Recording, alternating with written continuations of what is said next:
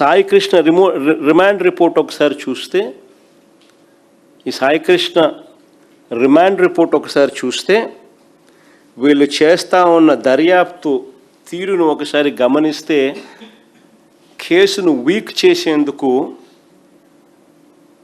పై వాళ్ళను ఎలా కాపాడుతున్నారో చాలా స్పష్టంగా కూడా కనిపిస్తాయి ఆధారాలతో సహా.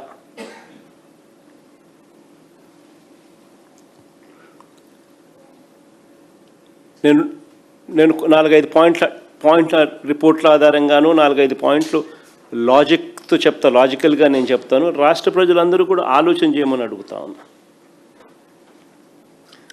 సాయి కృష్ణను మార్కాపురం నుంచి తీసుకువచ్చింది టాస్క్ ఫోర్స్ పోలీసులు.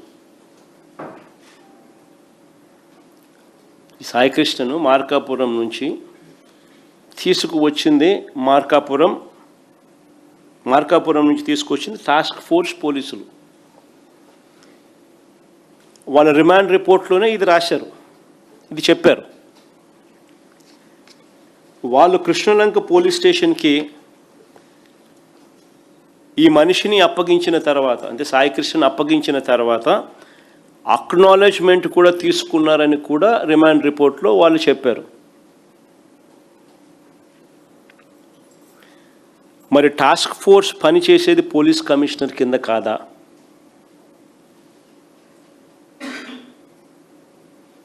మరి టాస్క్ ఫోర్సు పనిచేసేది పోలీస్ కమిషనర్ కింద కాదా? మరి ఇది జరిగింది ఎప్పుడు? మే 6వ తారీఖున. మరి ఇది జరిగింది మే 6వ తారీఖున. ఇది జరిగితే సాయి కృష్ణ తల్లి మే 28న, సాయి కృష్ణ తల్లి మే 28న రాత్రి 7:26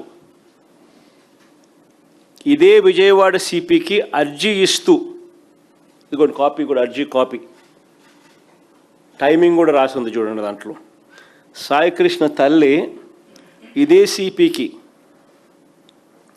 మే 28న రాత్రి 7:26 విజయవాడ సిపికి అర్జీ ఇస్తూ తన కొడుకును పోలీసులు తీసుకొచ్చారని, ఇప్పటి వరకు ఏ కోర్టులోనూ ప్రవేశపెట్టలేదని,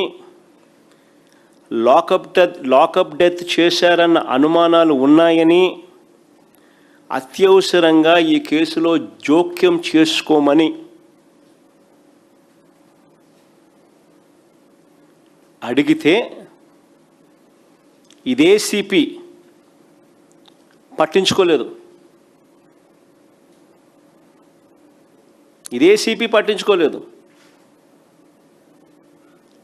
ఇదే సిపి ఆధ్వర్యంలో పనిచేస్తూ ఉన్న టాస్క్ ఫోర్సు ఈ పిల్లాడిని తీసుకొస్తారు. మే 6వ తారీఖున కృష్ణలంక పోలీస్ స్టేషన్లో పోలీస్ స్టేషన్కి అప్పచెప్తారు. అప్పచెప్పిన తర్వాత అక్నాలెడ్జ్మెంట్ కూడా తీసుకుంటారు. టాస్క్ ఫోర్స్ అన్నది సిపి అధీనంలో పనిచేస్తుంది. అదే సిపికే సాయి కృష్ణ తల్లి మళ్ళీ మే 28వ తారీఖున, మే 6వ తారీఖున జరిగితే మే 28వ తారీఖున సాయి కృష్ణ తల్లి అదే సిపికే అర్జీ పెట్టుకుంటే, ఇవన్నీ కూడా డౌట్స్ రేస్ చేస్తూ అర్జీ పెట్టుకుంటే కూడా సిపి పట్టించుకునే పరిస్థితి లేదు. తర్వాత సాయి కృష్ణ బంధువులు, దీని తర్వాత మళ్ళీ సాయి కృష్ణ బంధువులు డీజీపీ గారికి కూడా చెప్పినారు. డీజీపీ గారిని కూడా అప్రోచ్ అయ్యి డీజీపీకి కూడా చెప్పారు. చెప్పినా ఆయన పట్టించుకోలేదు.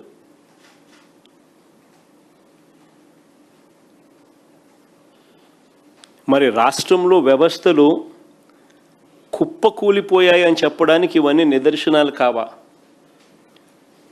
సిఐని సిపి కాపాడుతాడు,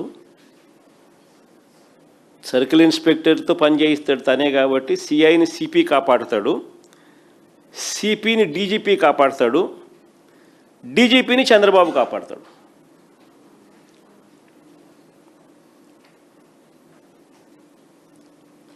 ఇవన్నీ రాష్ట్రంలో కనిపిస్తూ ఉన్న, మన కళ్ళ ఎదుటే కనిపిస్తూ ఉన్న సాక్ష్యాలు. కుప్పకూలిన పోలీస్ వ్యవస్థ, దిగజారిపోయిన పోలీస్ వ్యవస్థకు అద్దం పడతా ఉన్నాయి.